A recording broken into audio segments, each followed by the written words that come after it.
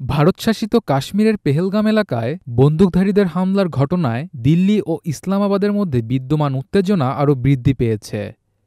এই পরিস্থিতির মধ্যে নিয়ন্ত্রণ রেখা ঘেঁষা এলাকায় পূর্ণমাত্রার সামরিক মহড়া চালিয়েছে পাকিস্তানের সেনাবাহিনী। এক্সপ্রেস ট্রিবিউনের এক প্রতিবেদনে নিরাপত্তা সূত্রের বরাতে জানানো হয়েছে, এই মহড়ায় গোলাবর্ষণের অনুশীলনের পাশাপাশি যুদ্ধপ্রস্তুতির বিভিন্ন দিক তুলে ধরা হয়।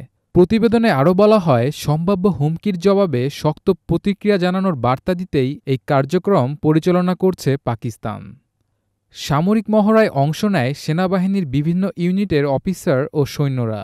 তারা আধুনিক অস্ত্র ও প্রযুক্তির মাধ্যমে নিজেদের কৌশলগত সক্ষমতা প্রদর্শন করে।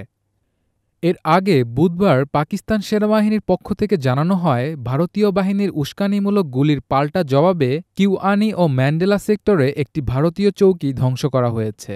একই দিনে গোয়েন্দা তথ্যের ভিত্তিতে ইসলামাবাদ দাবি করে, আগামী ৩৬ ঘণ্টার মধ্যে ভারত পাকিস্তানে হামলা চালাতে পারে।